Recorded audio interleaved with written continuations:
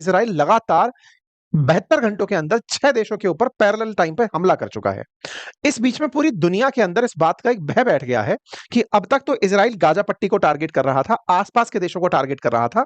अब ये middle east के और देशों को भी टारगेट करने लगा है। इतना ही नहीं, ये अफ्रीका में भी जाकर हमले कर रहा है। एक ही टाइम पर बैठा हुआ इज़राइल अफ्रीका को भी, यमन को भी, सीरिया को भी, कतर को भी, धाम-धूम जितने भी आस-पास देश हैं, उन सबको एक ही साथ में निशाना बनाता चला जा रहा है। कतर पर हुए हमले की तस्वीरें आप सबने कल देखी थी। पता लगा था कि बिल्कुल यूएस का सेंट्रल कमांड का जहां ऑफिस है उसके बहुत नजदीक इजराइल ने हमला किया था। केवल हमला ही नहीं किया था, नेतन्याहू निकल कर आए थे और बाकायदा इस बात की जिम्मेदारी लिए थे और उन्होंने कहा था कि हाँ, ये हमने किया है। साथ साथ नेतन्याहू ने यह तक कह दिया था कि यदि आप अपने पास हमास के आतंकियों को शरण देते हैं तो ऐसा होता रहेगा। इसका मतलब इजराइल ने पहले गाजा पट्टी के अंदर हमास को टारगेट किया और अब पूरे वर्ल्ड को चैलेंज कर दिया है, अगर वो किसी भी देश के अंदर हमास के आतंकियों को रखे हुए हैं तो वो उन्हें वहीं पर टारगेट करेंगे। इस बात से कतर बुरी तरह चिढ़ गया। इस बात के बाद में उसने दुनिया भर से अपने प्रति समर्थन जुटाना शुरू कर दिया। इतनी तक खबर है कि वो इस समय अमेरिका से इस बात पर खफा है कि आपकी मित्रता मेरे किस काम आई। आपके होते हुए सेंट्रल कमांड का हेड ऑफिस मेरे यहां होते हुए भी मेरे ऊपर इजराइल ने गोला बरसा दिया। ऐसे में चर्चा यह है कि कतर और व्हाइट हाउस के बीच संबंध बिगड़ रहे हैं। इजराइल ने तो भले ही छह देशों के ऊपर पिछले 72 घंटे में हमले कर दिए हों, लेकिन इसके साथ साथ कहीं ना कहीं पाकिस्तान, सऊदी अरब और भी गल्फ के नेशंस कतर के साथ जाकर खड़े हो रहे हैं। इजराइल के खिलाफ अब अरब मुस्लिम वर्ल्ड जो है वो एक होकर के फिर से प्रेशर टैक्टिक अपनाने का प्रयास कर रहा है। तो आज के सेशन में हम इस पूरे विषय पर चर्चा करेंगे और साथ में यह भी चर्चा करेंगे कि कतर के इस समय विदेश मंत्री की रूस के विदेश मंत्री से मुलाकात हो रही है जिस समय आप और हम ये सेशन सुन रहे हैं। इस मुलाकात में रूस ने कतर का समर्थन किया है। न्यूज ये भी निकल कर आ रही है कि कतर ने अमेरिका से कहा है कि आपकी दोस्ती को हम रखें या फिर छोड़ दें, इस पर हमें विचार करना पड़ेगा, हमें रीजनल पार्टनर्स तलाशने होंगे। यह बात कितनी सही है कितनी गलत है, सेशन के अंत तक आपके सामने स्पष्ट हो जाएगी। उम्मीद है कि आप सभी साथी इस बात को रिलेट कर पा रहे हो कि वर्तमान में कंटेक्स्ट कितना इंपॉर्टेंट है, क्योंकि पाकिस्तान के प्रधानमंत्री शहबाज शरीफ कतर पहुंच चुके हैं जाकर के उनके बीच में सांत्वना देने के लिए, और US president Donald Trump Qatar Netanyahu को किसी भी प्रकार से कंट्रोल नहीं कर पा रहे हैं। ठीक है साहब, चलिए।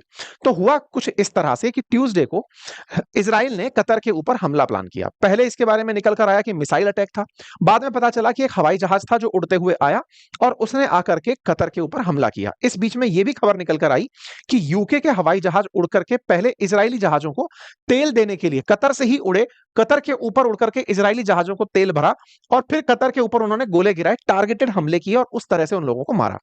इस तरह की जब घटना घटित हुई तो कतर को अपने आप के साथ हुआ बड़ा चीट नजर आया कि मैंने सबको अपने यहां बिठा के रखा हुआ है और इन्होंने ही मेरे यहां पर हमला कर दिया। इजराइल के द्वारा जो ये हमले हुए ये पैरेलल 72 घंटों में 6 देशों में हुए। एक एक करके सारे देशों की मैं अब आपको गणना कराता हूं। सबसे पहला तो सबको पता ही है कि कतर में जो हमला हुआ था, असल मायने में हमास का जो नया चीफ है खलील अल हया, उसको निशाना बनाने के लिए यह हमला किया गया था। उस समय हमास का जो नेता था वो अमेरिका का जो युद्ध विराम का ऑप्शन आया हुआ है उसको लेकर के आपस में चर्चा कर रहे थे। अब यहां पर एक बड़ा इंटरेस्टिंग फैक्ट है और वो ये, आप में से भी कुछ लोग ये पूछ सकते हैं तो ये लोग कतर में कर ही क्या रहे थे, कतर में इनको होना ही नहीं चाहिए था। असल मायने में अमेरिका ने कतर को लिखित में ये दिया हुआ है कि तुम अपने यहां पर हमास के लोगों को रुकने दे सकते हो। इसी के चलते कतर अपने यहां हमास लीडर्स को आने देता है। यूएस और इजराइल दोनों ने कभी कतर से कहा था कि तुम अपने यहां पर हमास के लीडर्स को रुकने का समय दे सकते हो। वो रुक सकते हैं क्योंकि अल्टीमेटली बातचीत करने के लिए कोई तो जगह होनी चाहिए जहां पर उनसे बातचीत की जा सके। तो कतर बार बार यही चिल्ला रहा है कि मेरे पास तो रिटर्न पेपर है, तुमने कहा था कि हमास को तुम अपने पास रोको, मैं उसको रोका हुआ था, ये तो मेरे साथ धोखा हुआ ना। तुमने ना केवल धोखा किया बल्कि इंटरनेशनल बेइज्जती कर दी। भाई कतर इस समय दोहा के अंदर अपना जो फीफा वर्ल्ड कप आयोजित करवाया था, दुनिया को अपनी रिचनेस दिखा रहा था कि देखो हम कितने पैसे वाले हैं।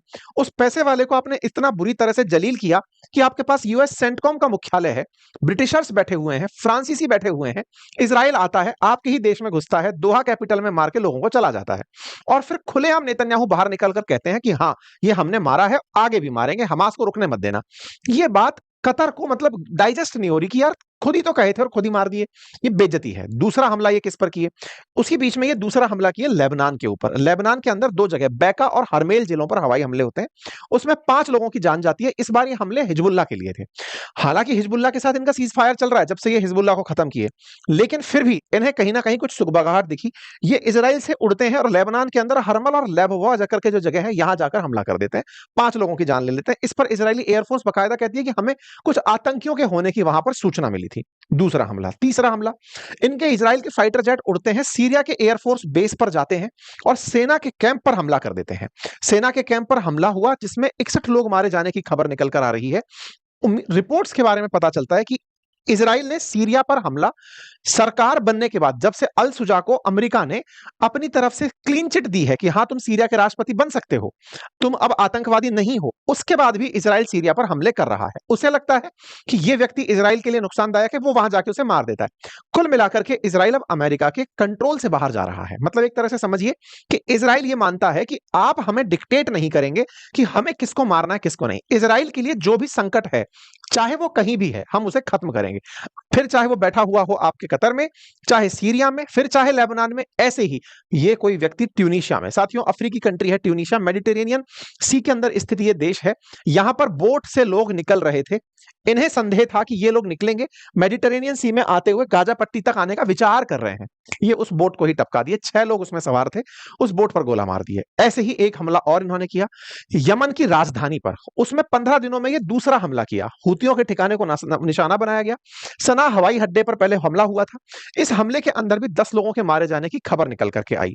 5 घंटे पहले की खबर तो यह कहती है कि इजराइल के स्ट्राइक में हूतियों के 35 लोग मर गए। मतलब पैरेलल एक ही टाइम पर, ये चाहे फिर लेबनान हो, फिर चाहे सीरिया हो, फिर चाहे यमन हो, गाजा पट्टी हो, कतर हो, सबको निशाना बनाया जा रहा है और बकायदा इजरायली एयरफोर्स इसका अपडेट दे रही है। और गाजा तो इनका एज यूजुअल जब से चला आ रहा है।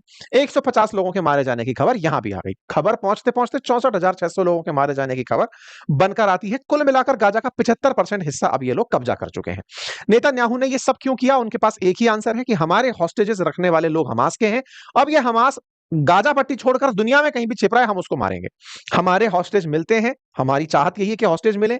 हमारे हॉस्टेजों को अगर ये रोक कर रखते हैं, हमसे कोई डील नहीं करते, कहीं भी रहो, हम वहीं जाकर इनको मारेंगे। नेतन्याहू खुलेआम इस बात को कह रहे हैं। अब दुनिया क्या कह रही है?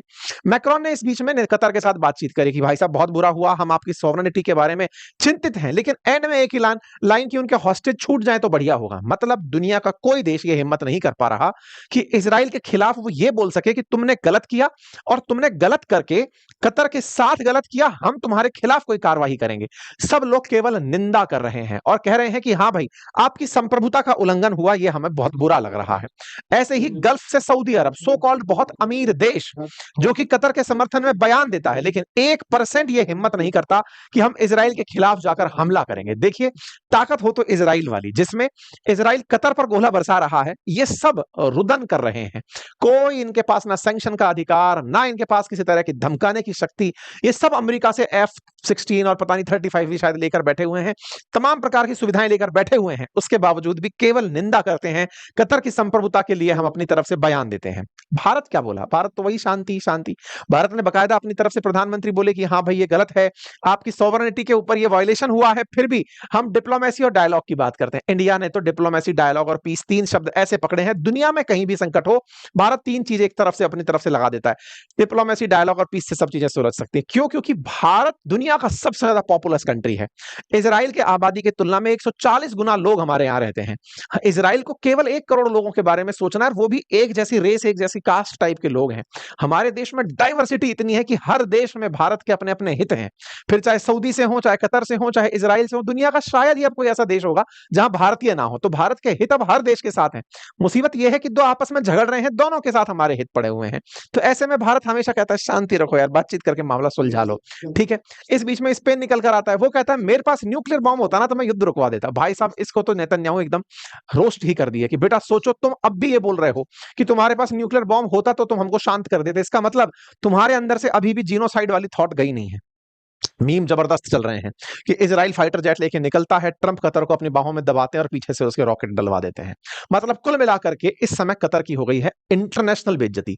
इस बेइज्जती से तना हुआ कतर निकल करके भाई दुनिया भर के सामने अपने स्टेटमेंट दिए चल रहा है। अमेरिकी न्यूज चैनल इनसे इंटरव्यू लेने आते हैं, सीएनएन वाले अखबार के आते हैं, न्यूज वाले आते हैं, इनसे पूछते हैं, तो इन्होंने अपनी तरफ से केवल एक ही बात बोली कि देखो अब सारी उम्मीदें खत्म हो गई हैं। ये बिल्कुल वैसे है जैसे लड़के और लड़की वालों के बीच में बातचीत कराने के लिए एक बिचौलिया हो, वो बिचौलिया चर्चा करता हो कि हाँ भाई साहब शादी यहाँ होगी, ऐसे ऐसे होगी, आपको ये आना है, आपको ऐसे आना है, फलाने को बुलाना है, उस जगह मिलना है, तब सब बातें। अब आपने उठ करके बिचौलिया कोई थप्पड़ मार दिया तो बिचौलिया ये कहे भाई साहब संबंध नहीं हो सकता। यही बात अब कतर बोल रहा है कि भाई मैं तो आप लोगों के बीच में हॉस्टेज डील करा रहा था, हमास और उसके बीच में, इसराइल के बीच में, ताकि इसराइल के जो बंधक हैं वो वापस लौटे। लेकिन अब तुम लोग क्या कर दिए ना कि उसी को मार दिए यार। हमारे यहां पर ये सब बातें हो रही थी, तुम हमारे यहां ही मतलब मार कुटाई मचा दिए, तो हम अब आपके साथ में हॉस्टेज की डील नहीं करवा सकते। इन्होंने सीधे सीधे हाथ खड़े कर दिए कि नहीं भाई अब बहुत हो गया। अब इनके प्रधानमंत्री एकदम गुस्से में बोलते हैं कि वो नेतन्याहू जो खुद क्रिमिनल कोर्ट के अंदर मतलब एक वो है, अपराधी है, वो हमारे ऊपर मतलब हमले कर दे रहा है और दुनिया कुछ नहीं कर पा रही है। भाई साहब इन्होंने खूब अंट शंट जो है ना इसराइल के खिलाफ बोला, लेकिन दर्द सिर्फ इतना था कि ये इसराइल के खिलाफ कुछ कर नहीं सकते। खूब सारे इनके बयान निकल कर आए। ये भाई साहब जिनको कोई नहीं पूछता, ये उड़ते हैं बिन बुलाए जाकर कतर पहुंच जाते हैं कि भाई साहब आपके साथ बहुत बुरा हुआ। ये बिल्कुल वैसे ही है जैसे कि अगर आपके घर में कोई मतलब दुखद हादसा हो जाए तो आपके जानने वाले लोग आकर के आपके यहाँ बैठक में आते हैं कि अरे भाई साहब बहुत बुरा हो गया। बिल्कुल ऐसे ही ये उठते हैं और पहुंच जाते हैं कतर में बंधुत्व दिखाने के लिए कि देखो ब्रदरली नेशन है अपन लोग, आपके साथ बहुत बुरा हुआ। कतर के लोग मतलब इनको देख करके निश्चित ही ये सोच रहे हो कि तुम आए ही क्यों हो। तुम वही हो ना जो पहले ईरान और इसराइल आपस में झगड़े थे। जब झगड़े थे तो तुम सबसे पहले ईरान को भी सांत्वना देने आए थे, लेकिन फिर जैसे ही अमेरिका तुमको धमकाया तुम खट से पीछे हट गए। ईरान के केस में तुम ही सबसे पहले आकर कहे थे सारे मुसलमानों एक हो जाओ इसराइल के खिलाफ हमला करने के लिए, और अमेरिका तुमको बैठ के 2 बिस्किट आसिम मुनीर के सामने फेंका, तुम पूछ पीछे करके पीछे आ गए। तुम आए ही क्यों हो? ऐसी फीलिंग संभवतः कतर के दिमाग में आ रही होगी। लेकिन ये भाई साहब अपने आप को मुसलमानों का मसीहा दिखाने के लिए कि देखो हम कतर के पास गए थे, उसको बोल के आए थे कि हम तुम्हारे साथ हैं, देखो इसराइल के खिलाफ हम सबको मिलकर बातचीत करने की जरूरत है। ये भाई साहब वहां पहुंचते हैं, बाकायदा माहौल बनाते हैं कि देखिए अब हमको आवश्यकता है कि 15 सितंबर के दिन सारे अरब कंट्री आपस में बैठे और ओआईसी की बैठक बुलाएं और हम देखें कि कैसे अरब इस्लामिक समिट आयोजित की जाए और कैसे इनके खिलाफ एक्शन लिए जाएं। इस बीच में कतर के जो फॉरेन मिनिस्टर हैं वो रशिया में गए हुए हैं। वहां पर सोची नामक शहर के अंदर लेवरोव से उनकी मुलाकात होती है और मुलाकात के अंदर बात होती है तो रशिया कहता है कि भाई ये जो हमला हुआ है आपके ऊपर ये गलत हुआ है। इंटरेस्टिंग बात ये है कि रशिया से ये बात सुनने गए हैं कि तुम्हारे ऊपर हमला हुआ है, गलत हुआ है।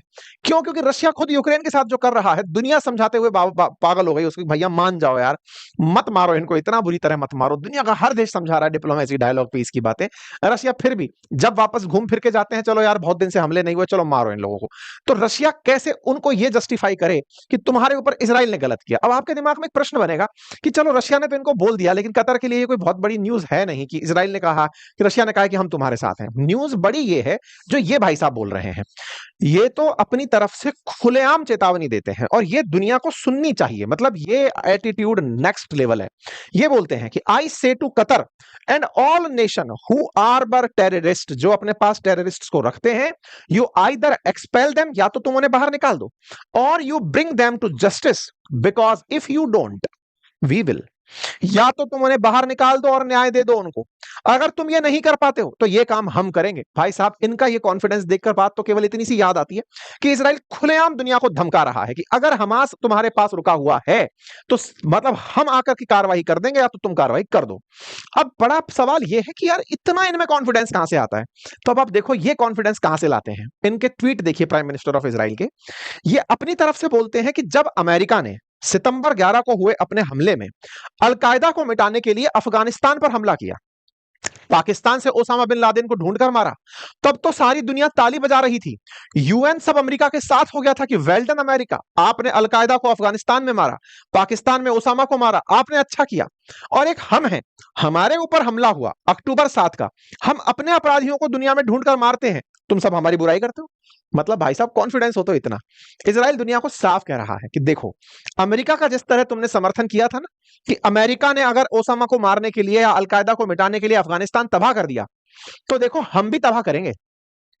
अगर अमेरिका के तुम लोग साथ में हो सकते हो तो हमारे साथ क्यों नहीं हो सकते? भाई साहब ये स्टेटमेंट है, इनके स्टेटमेंट यही है। What did they do after America took over Osama bin Laden? Did they say oh what a terrible thing was done to Afghanistan और to Pakistan? No, they applauded, they should applaud Israel for standing up for the same principle and carrying them out. इनने खुद को America की तरह ही रख लिया और America वालों को भी अब ये समझा दिया कि देखो जब तुमने हमला किया था ना, हम तुम्हारे साथ थे ना, अब हम पर हमला हुआ है, तुम हमारे साथ हो जाओ। और ये कुल मिलाकर के दुनिया को इजराइल यही धमकाता फिर रहा है, हम पर हमला हुआ है, हम सबको निपटाएंगे। इस बीच में स्पेन के प्रधानमंत्री का जो बयान था जिसमें वो ये कह रहे थे कि हमारे पास न्यूक्लियर बॉम्ब नहीं है, उनसे ये कहते हैं कि इसका मतलब तो तुम खुलेआम चुनौती दे रहे हो, ये कह रहे हो कि अगर तुम्हारे पास न्यूक्लियर बॉम्ब होता तो तुम हम पर गिरा देते। मतलब एक तरीके से ये तो जीनोसाइड का थ्रेट है जो हमको दिया जा रहा है।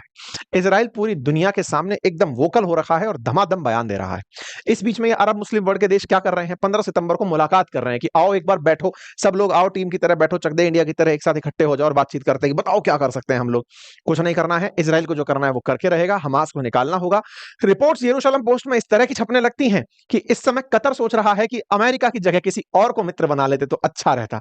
विकल्प क्या है? या तो रूस या चाइना। लेकिन रूस और चाइना युद्ध के लिए कभी भी कतर के साथ आकर खड़े नहीं होंगे, ये कतर अच्छे से जानता है। एक ही सॉल्यूशन कतर के पास है जो मैंने आपको कल बताया था, अमेरिका के साथ डिफेंस डील करना, जो ट्रंप ने डे वन पे इनको ऑफर कर दिया था कि यार बहुत बुरा हुआ, डिफेंस पैक्ट कर लेते तो शायद बच जाते। मतलब ये ऐसे ही है, ओहो भाई साहब आपके चोट लगी है, इंश्योरेंस ले लिया होता तो बढ़िया रहता क्योंकि मैं आपको इलाज सही से करवा देता। बिल्कुल वैसे ही अमेरिका इनको डे वन में यही बोल चुका है। बाकी जो भी हो, इजराइल का रवैया आपको कैसा लगा और क्या इस बात का सॉल्यूशन हो सकता है, अपनी बात कमेंट बॉक्स में जरूर रखें। चैनल पर नए हैं तो सब्सक्राइब कर लें। बाकी स्टॉक से रिलेटेड जानकारी के लिए या म्यूचुअल फंड में निवेश से जुड़ी जानकारी के लिए आप हमारे साथ जुड़ सकते हैं बातें बाजार के एप्लीकेशन पर। अगर आप बेसिक से ट्रेडिंग सीखना चाहते हैं या म्यूचुअल फंड में निवेश करना चाहते हैं तो हमारे बेहतरीन कोर्सेज उपलब्ध हैं बातें बाजार के एप्लीकेशन पर, जिसका लिंक कमेंट बॉक्स में पिन है। चैनल पर नए हैं तो सब्सक्राइब कर लें। बहुत बहुत धन्यवाद।